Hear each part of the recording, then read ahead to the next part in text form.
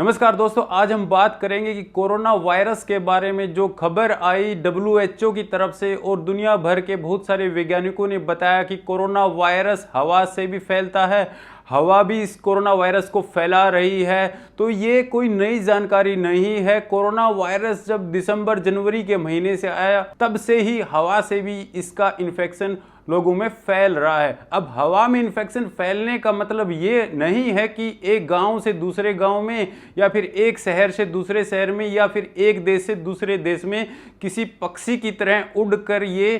फैल जाएगा। इसका मतलब ये है दोस्तों कि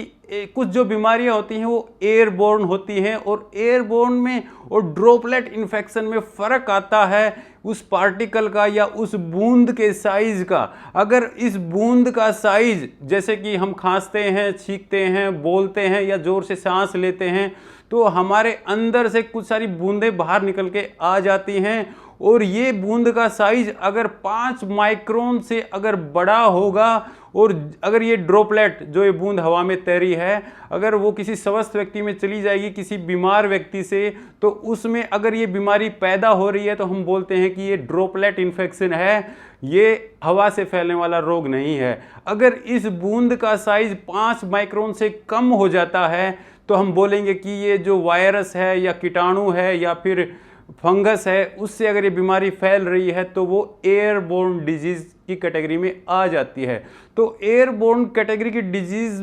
जो होती है दोस्तों वो ज़्यादातर वे बीमारियां होती हैं जो हमारे नाक, मुंह या फिर फेफड़ों की बीमारियां जो होती हैं और वो ज़्यादातर वायरस की ही बीमारियां होती हैं। जैसे कि पुराने एग्जाम्पल हमारे पास चिकन पॉक्स और मीजल की बीमारी जो कि एयरबोर्न डिजीज़ थी।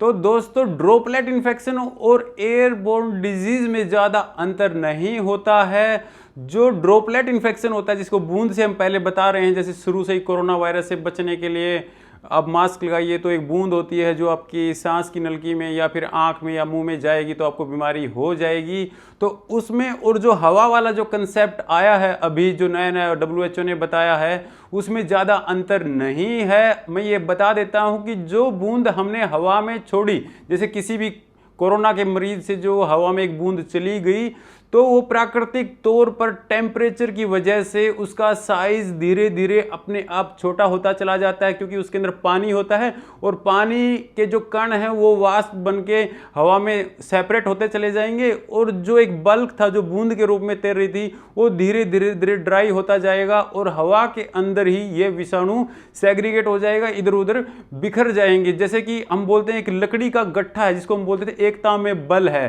तो एक लकड़ी के गट्ठे में बहुत सारी लकड़ियां हैं और जो ही उसके चारों तरफ से बंधी हुई रस्सी को हम खोल देंगे तो वो लकड़ियां चारों तरफ फैल जाएंगी। तो वैसा ही ये ड्रॉपलेट वाला कंसेप्ट है। जो ही ये ड्रॉपलेट धीरे धीरे तापमान की वजह से सूखने लगती है, छोटी होने लगती है, तो जो वायरस उसके अंदर समाहित थे जो लाखों की संख्या में, वो धीरे धीरे अपने आप किसी डस्ट पार्टिकल के ऊपर बैठ जाएंगे या किसी हवा में तैरते हुए कोई और है, कोई टुकड़ा है, जैसे कण है कोई, उसके ऊपर बैठ के फैलना शुरू कर देता है। तो इसको हम एयरबोर्न डिजीज बोलते हैं। अब हवा में जो ये कोरोना वायरस है ये करीबन बताया गया है कि 8 घंटे तक जीवित रहेगा। जीवित रहने का मतलब ये है कि ये स्वस्थ व्यक्ति में ये बीमारी पहुंचा देगा। अब हम उन फैक्टर्स की बात करेंगे जब यह बीमारी एक बीमार व्यक्ति से एक स्वस्थ व्यक्ति में हवा के जरिए पहुंच जाएगी। तो इसमें जो अहम भूमिका निभाएगा वो होगा कि आसपास के वातावरण का तापमान। अगर तापमान ज़्यादा है तो वायरस जल्दी, जो सेपरेट एक वायरस होगा बूंद से अलग होने के बाद वो ड्राई हो जाएगा, वो स्वस्थ व्यक्ति के शरीर में तो पहुंच जाएगा लेकिन बीमारी पैदा करने में सक्षम नहीं रहेगा। साथ ही साथ जो अगला जो फैक्टर आता है वो है मॉइस्चर। उस वातावरण में कितनी ज़्यादा नमी है, जैसे कि जो नमी का, अगर बारिश का मौसम है तो ये बीमारी हवा से फैल सकती है। अगला जो फैक्टर आता है वो है कि आप बंद कंपार्टमेंट, जैसे कि किसी बंद कमरे में या शॉपिंग मॉल में या फिर हवाई जहाज में अगर यात्रा कर रहे हैं तो यह बीमार व्यक्ति से स्वस्थ व्यक्ति में बीमारी पहुंचाएगा, एक वायरस के रूप में भी पहुंच सकती है।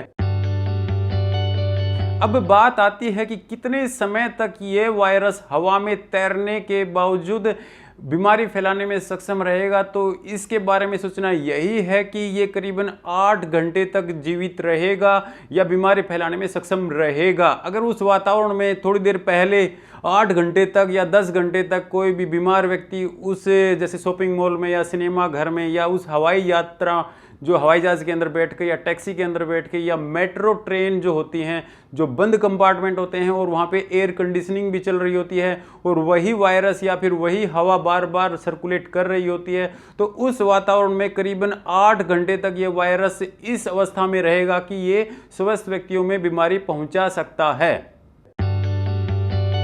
आइए अब बात करते हैं कि हमें क्या क्या सावधानियां रखनी होंगी ये जो एयरबोर्न डिजीज जो इसके बारे में बताया जा रहा है। तो इसमें जो सबसे पहली सावधानी यही है कि अगर आप हवाई यात्रा कर रहे हैं, जैसा कि मैं आपको बता देता हूं कि हवाई जहाज के अंदर ही घुसकर इस वायरस ने एक देश से दूसरे देश में यात्रा की है, ना कि जैसे एक शहर से दूसरे शहर में ये हवा में उड़ के कभी नहीं गया। इसने पूरे संसार में जब ये वायरस फैला है तो हवाई जहाज के अंदर ही ट्रेवल करके फैला है। तो जब भी आप हवाई यात्रा करेंगे तो आप चेहरे पर फेस शील्ड जो होती है, जो आंखों पे जो चश्मा होता है या एक जो हेलमेट की तरह एक जो फेस शील्ड होती है, उसको जरूर प्रयोग करें। साथ ही साथ अगर आप हवाई जहाज में या फिर मेट्रो में या टैक्सी में यात्रा कर रहे हैं अनजान लोगों के साथ, तो मास्क जो यूज करना है आपको वो N95 ही होगा। N95 के अलावा अगर कोई मास्क जैसे सर्जिकल मास्क या कपड़े का मास्क यूज करेंगे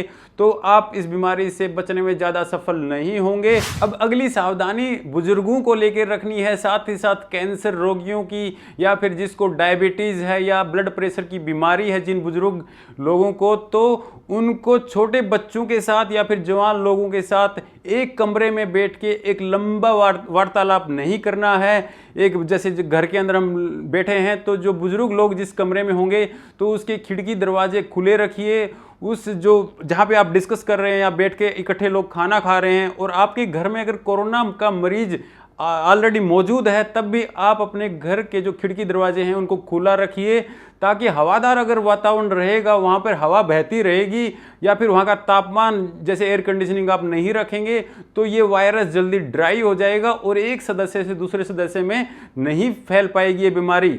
अब अगली सावधानी किसान भाइयों को रखनी है, क्योंकि अब हमारे देश में या संसार में लाखों की संख्या में कोरोना वायरस के मरीज हैं और जब वो मूत्र विसर्जन करते हैं या फिर जो फीकल मैटर उनका सीवर के पानी में जाता है, तो सीवर का पानी जब किसान भाई खेतों में यूज कर रहे होते हैं तो फव्वारे के आसपास ना जाएं या फिर सीवर के पानी के आसपास घूमने के बाद वो कम से कम अपने आप को साबुन से जरूर धो लें, नहा लें और साथ ही साथ वो वे कपड़े जो उन्होंने खेतों में यूज किए हैं सीवर के पानी के साथ उन कपड़ों को तुरंत बदल लें। अब अगली सावधानी, जब हम बाजार जाते हैं, शॉपिंग मॉल में जाते हैं या किसी मेट्रो स्टेशन में जाके आ रहे होते हैं या भीड़ भाड़ वाले इलाके में अनजान लोगों के संपर्क में आने के बाद जब घर आते हैं तो तुरंत अपने कपड़े बदल लें और स्नान जरूर करें, क्योंकि आपके शरीर के ऊपर जो ड्राई वायरस भी लगा हुआ है या फिर ड्रॉपलेट किसी अनजान लोगों से या बीमार लोगों से लग चुकी हैं तो वे आपके घर वालों के संपर्क में नहीं आनी चाहिए।